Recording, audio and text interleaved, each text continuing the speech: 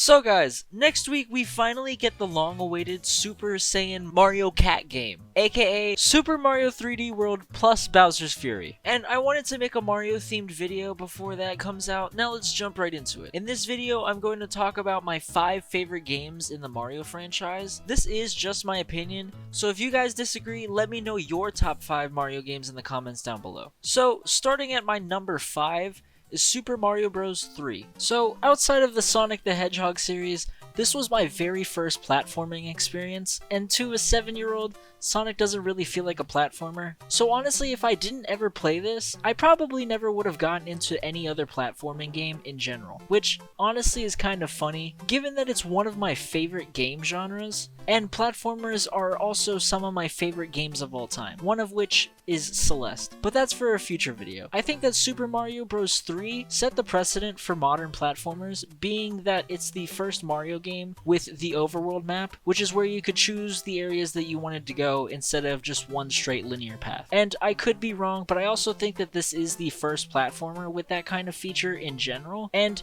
if there is another game that came out earlier with that feature, feel free to let me know down below. Next up is number 4, which is Super Mario Galaxy. Honestly, aside from the Wii's gimmick being shoved in our faces for the entire game, I loved playing through it so much. From exploring the different planets, to the different characters that we meet along the way, to even finding out how much Nintendo really hates Luigi. All of these new experiences just added to my love for this game that much more. Honestly, this game is really close to being perfect for me, but the Wii Remote gimmicks take away enough from it to bring it down to the number 4 spot. Moving on to number 3 is Super Mario 64. It's a classic. Do I need to say more? While playing through it as a kid, it was mind-blowing from start to finish. And playing through it again recently, thanks to 3D All-Stars, it again never ceases to amaze me with how great this game is. And even now, Bowser's ominous laugh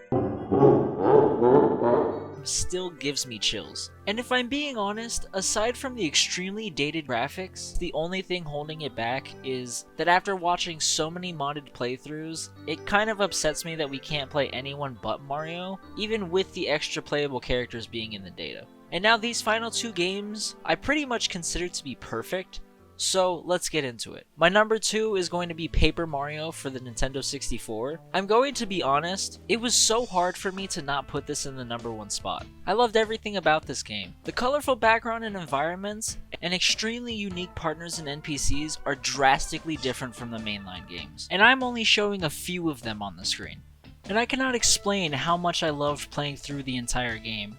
From Bowser taking the Star Rod and trapping all of these stars, to blasting Mario into oblivion, just for him to then turn around and save those exact same stars, and defeat bosses along the way that are unique spins on enemies from the mainline games. And then finally, defeat Bowser and save Peach with your companions that you met along the way. The game is absolutely perfect and everything I could have asked for in a spin-off. And it doesn't hurt that it pulls off the turn-based RPG style so well. And the only reason that it's not number 1 is, well, because it's a spin-off, but that doesn't mean that I don't love the number 1 spot equally. And speaking of the number 1 spot, that is Mario Odyssey, which is easily the best Mario game ever created. It's definitely the most creative, and no one can argue with that. From the Cappy gimmick to the unique and hyper-realistic worlds that you visit along the way, playing through this game was so enjoyable that I had an extremely hard time putting it down. And 100%ing the game isn't even that tedious either, if we're not counting the jump rope and volleyball challenges. And added to all of that, Odyssey has the objectively best ending to it. From the hilarious boss fight of Cappy just punching the shit out of Bowser, to when using Cappy to take control of Bowser, the game calls back to the frog at the very beginning of the game, while we go through all of the memories that Bowser has of Mario over the years, followed by using him to escape the area without being completely crushed. And finally, to Mario kicking Bowser right in the face at the very end. Mario Odyssey is probably the best Mario game that will ever be created,